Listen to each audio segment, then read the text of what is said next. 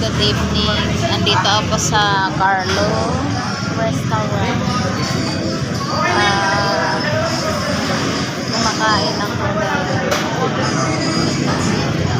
galing sa trabaho. Pagod na. Naisip na kumain dito dahil sobrang stress. Kailangan ko rin na kumain. Ito ang maganda. Ang sarap ng pagkain dito. Okay guys, bagong content ko na naman ito. Ayan, kaya lang ngayon naman ako nag-content ulit dahil nga sa sobrang busy. Ang dami kong racket, nag-caregiver,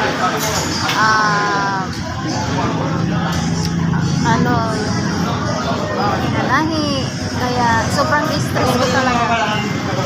Ang grabe, sobrang payat ko na talaga. Ayan.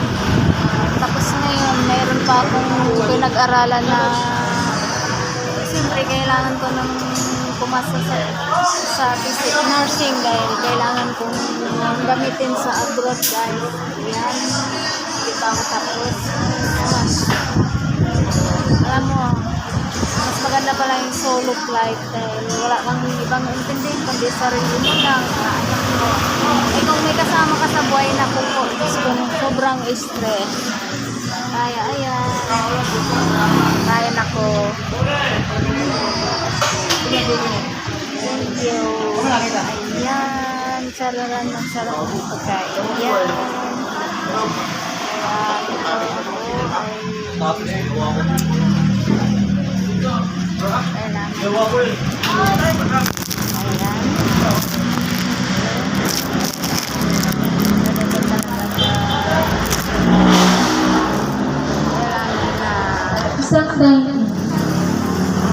Anak buhay dahil kumakayod tayo ganyan.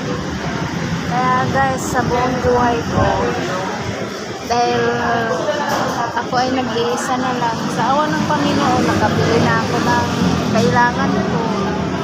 So meron pa akong pangarap sa buhay na gusto ko talagang makuha. Sa ngayon hindi pa dahil pinag-isipan ko mabuti kung saan ako ng pera dahil gusto ko yung may kailangan nakakahiya pag sinabi siyempre naman sa akin na lang yun kaya baka masabi pa nila na ganun. Alam mo naman masyadong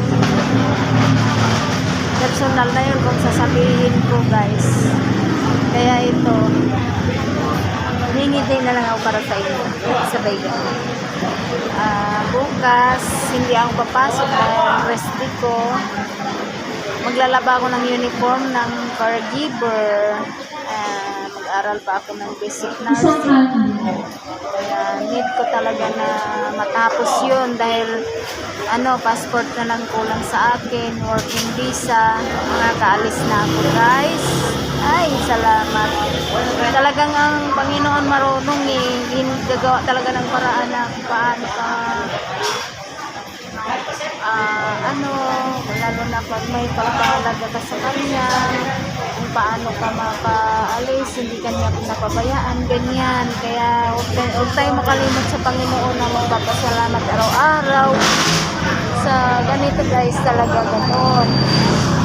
Kaya hindi tayo lagi positive, kailangan ito pa rin yan. Pag may pangarap ka, makakamit mo talaga yun guys, ganyan yun. Hindi po, okay. Ayan guys, ito na yung pagkain na yan. Ready to eat na. Okay ba guys? Ayan, sarap-sarap. Okay guys. Okay. Ayan. Kain tayo guys. Hindi ko maintindihan kung tumaba ako or tumabayan. Pero hanggang na lang natin na hindi na talaga tayo babago. Habang nagkakaedad tumataba na. Ayan guys. Kain tayo guys. Sige.